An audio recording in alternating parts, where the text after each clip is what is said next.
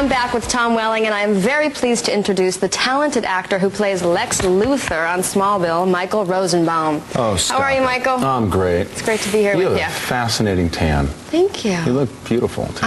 Thank you so much. I love the bald hairdo. Stop. Can I just... Can I? It's going to cost you. Give you guys some time. I love this. Get over here. You sit down. So I heard that you're a big hockey fan, that you play a little bit. I love hockey. I think I was born out of the womb with a Rangers jersey on. And we have a Smallville team. All the crew gets together. I'm the only You play, actor. Tom? No, he doesn't play. I don't skate. Michael's going to teach me, though. Yeah. He's going to take me out. He's been saying that for 4 years. Let's talk a little bit about Lex Luthor and Clark Kent and why that works so well. I think one common, if I may, Michael. Oh, you may. I think there's one common thread between the characters. It's they're both searching for their identity, both trying to figure out who they are and what their niche is in the world. And I think that for both of us, we see what we want in the other characters to some extent. Clark has the family, the support system. Lex has all the money, and a lot of times it's the grass is sometimes greener on the other side. It's also victims of circumstance. I mean, Clark is he's fighting his destiny, as is Lex. You know, he doesn't want to become this villain. He doesn't want to become this bad guy. He doesn't want to become like his father. Oh, excuse me. I've been here less than 5 minutes. It's too late. I've already started writing the ticket. Look, I'm in a hurry and I have a headache. I don't have time for this. Yeah. Wouldn't want you to miss your tea time. These are for a charity auction. So you'll give away a $4,000 set of golf clubs, but you'll gripe over a $25 parking ticket. I'm sorry. Have I done something to offend you? It's always the rich ones that put up a stink. Some of us actually work for a living.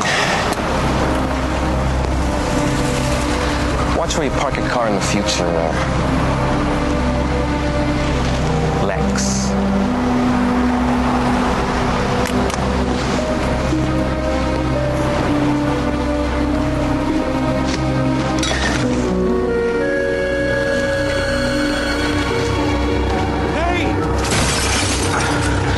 Crazy? I employ 2,500 people in this town. You all pay taxes, which provide your salary. Get a real job. A little bit of anger there. I'm a badass. How many times did you get to shoot that scene? Once, honestly. They kept telling me, you have to hit this mark. You have to hit the glass right here. We can't go again. We don't have time. So you had to do it perfect. We only had one car, so that was it. What, are you going to do something?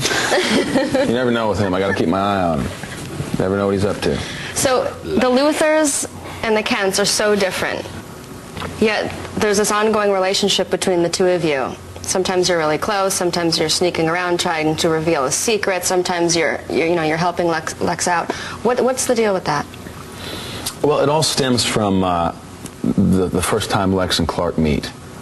That scene on the bridge where I drive my Porsche off the bridge into him, and he saves my life.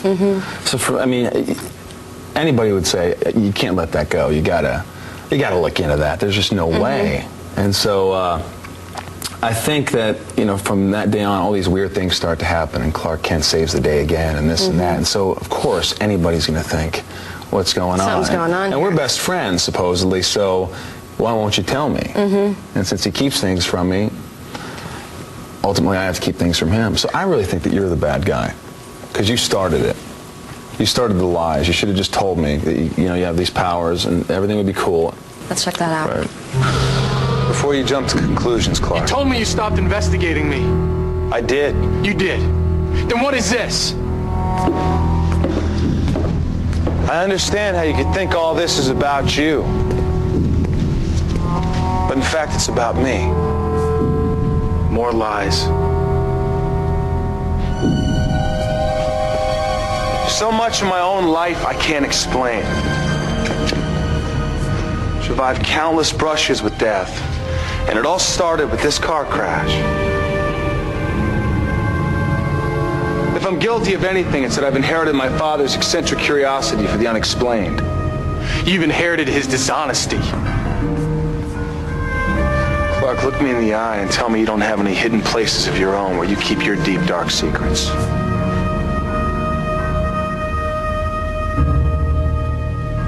Ever since I've met you, I've been defending you. Making excuses for you to people like Pete, like my parents. Telling them you can trust Lex Luthor. He's a good guy. He's nothing like his father. I was wrong. Clark!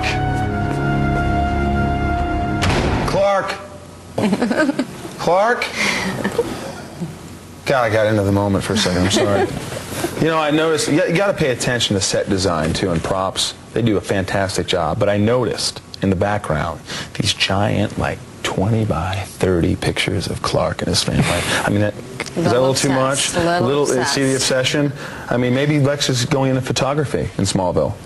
Maybe he's got a darkroom. That's his darkroom. I don't see what the big deal is. Maybe. So, Tom, you seem to defend and kind of save Lex often throughout the show. Why do you think that you are always there for him? Well, he needs a lot of help. Me or Lex? Well, it's kind of life imitating art. Okay. But no, Lex seems to find himself in a lot of life-threatening situations, and Clark just can't help but to try and save him.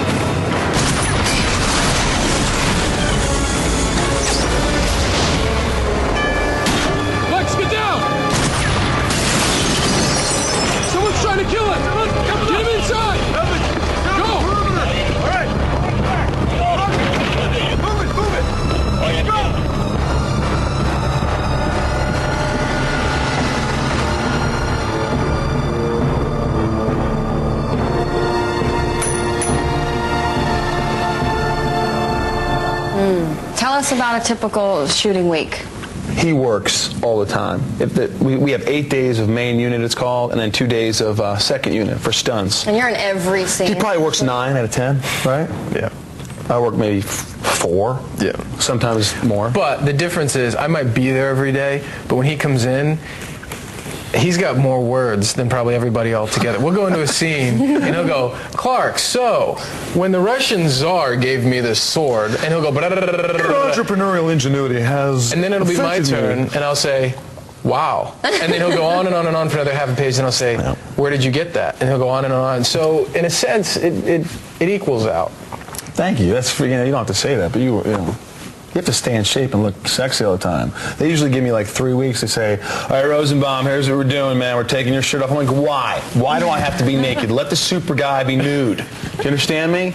I don't need to be. I'm like a freak villain. Why are you making me all sexy? I don't have to be. So then they say, they give me 3 weeks. I go to the gym. And you got to get ready for the... I go to the pumpatorium. I pump myself up. For 3 weeks, I come in for one scene. I'm just like doing 100,000 push-ups, just so for that one glance at the camera, you know, I could. Well, you see Michael behind stage after he's shot. He's got the cigar, the box of Kentucky Fried Chicken, and the beer, and he's just going, "I'm done." Yeah, and then I don't work out for another month. Nice. Sweet. Well, thanks so much for being here with us. What a treat. All right. It's been fun. Thank you. And Michael and I will be back with the man who plays Lionel Luthor, Lex's powerful and evil father. You won't want to miss this, so don't go anywhere.